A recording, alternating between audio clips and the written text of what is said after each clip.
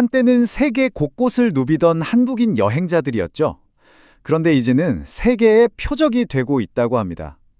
이 현상 뒤에는요, 단순한 불운이 아니라 아주 흥미로운 철학적 진단이 하나 숨어 있다고 하는데요. 오늘 한번 같이 파헤쳐 보시죠. 바로 이 질문이 오늘 이야기의 핵심입니다. 어떻게 세계에서 가장 열정적인 여행자들이 가장 빈번한 표적이 되었을까요? 이게 과연 그냥 우연일까요? 아니면 우리가 뭔가 놓치고 있는 더 근본적인 원인이 있는 걸까요? 한 철학적 관점은요, 그 답이 바로 우리 내면에 있다고 말합니다. 이 관점에 따르면요, 이건 그냥 운이 나빠서 생긴 일이 아니라는 겁니다. 외부 환경 탓도 아니고요. 바로 우리가 우리 스스로의 소명을 잊어버렸기 때문에 벌어진 어찌 보면 필연적인 결과라는 거죠. 자, 그럼 첫 번째 섹션부터 한번 보죠. 새로운 국제적 표적, 최근에 나타난 이 위험한 변화에 대해서 먼저 짚어보겠습니다. 보세요. 이게 불과 10년 만에 벌어진 일입니다. 정말 급격한 변화죠. 과거에는 선망의 대상이었는데 지금은 범죄의 표적이 되어버렸어요. 이 자료는요, 이런 변화가 그냥 단순한 사회 현상이 아니라 뭔가 더 깊은 의미를 담고 있는 신호라고 주장하고 있습니다.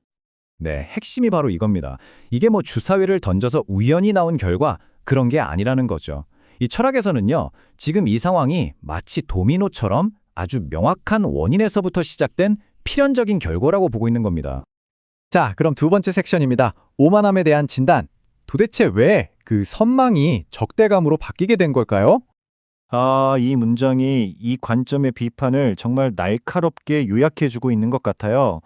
우리는 갑자기 큰 번영을 얻었지만 그 힘을 어떻게 인류를 위해서 쓸 것인가, 그 방법을 배우지 못했다는 거죠. 그저 과시하고 우월감을 느끼는데 그 힘을 써버렸다는 아주 통렬한 지적입니다. 이 철학은요, 아주 구체적인 행동들을 지적하고 있어요. 예를 들면 그냥 놀고 먹는 소비 중심의 여행, 또 과시적인 태도, 현지 문화에 대한 무관심 같은 것들이요. 이 모든 행동의 밑바닥에는 우리가 더 낫다는 어떤 오만한 태도가 깔려 있고, 바로 이게 적대감을 불러일으키는 근본적인 원인이라는 분석인 거죠. 그러니까 밖에서 겪는 문제들이 사실은 우리 내면의 어떤 철학적인 실패가 겉으로 드러난 현상이라는 거예요.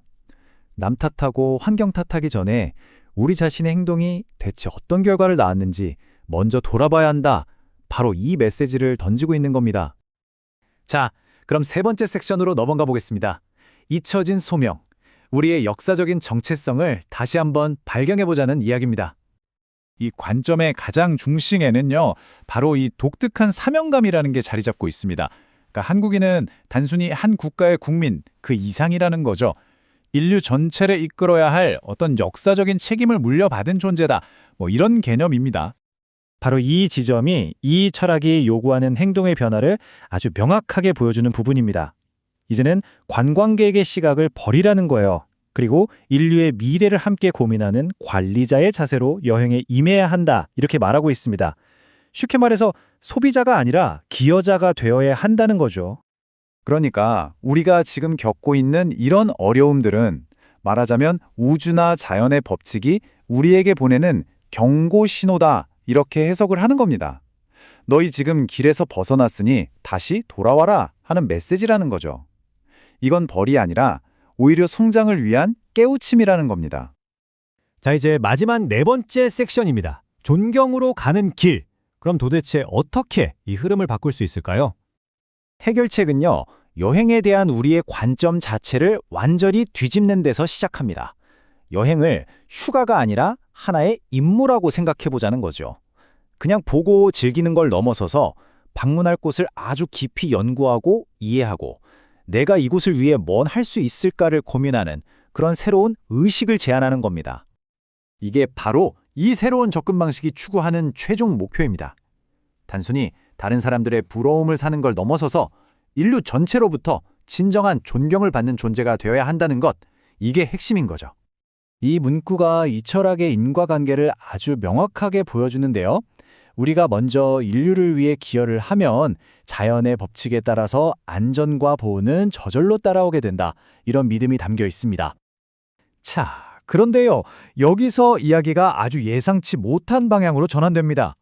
이 거대해 보이는 국제적인 사명이 사실은 가장 가까운 곳, 바로 우리 사회 내부의 문제와 직결되어 있다는 겁니다. 그게 바로 우리 사회의 가장 큰 아픔 중 하나인 자살률 문제입니다. 이 철학은 이렇게 주장해요. 세계를 이끌기 전에 먼저 내 옆에서 고통받는 형제를 구해야 한다고요. 가장 깊은 어둠 속에서 고통을 해결하면서 얻은 그 지혜야말로 인류 전체를 비출 수 있는 진짜 등불이 될 거라는, 어찌 보면 굉장히 역설적인 메시지죠. 오늘 저희가 살펴보는 분석은 결국 우리에게 이 질문을 던지고 있습니다. 한 국가의 궁극적인 목적이 과연 스스로를 부유하게 만드는 것일까요? 아니면 인류 전체를 한 단계 격상시키는 것일까요? 이 자료의 관점에서 본다면 한국인이 마주한 지금의 위기는 이 질문에 우리가 어떻게 답하느냐에 따라서 엄청난 기회가 될 수도 아니면 더 큰 위협이 될 수도 있을 겁니다. 여러분의 생각은 어떠신가요?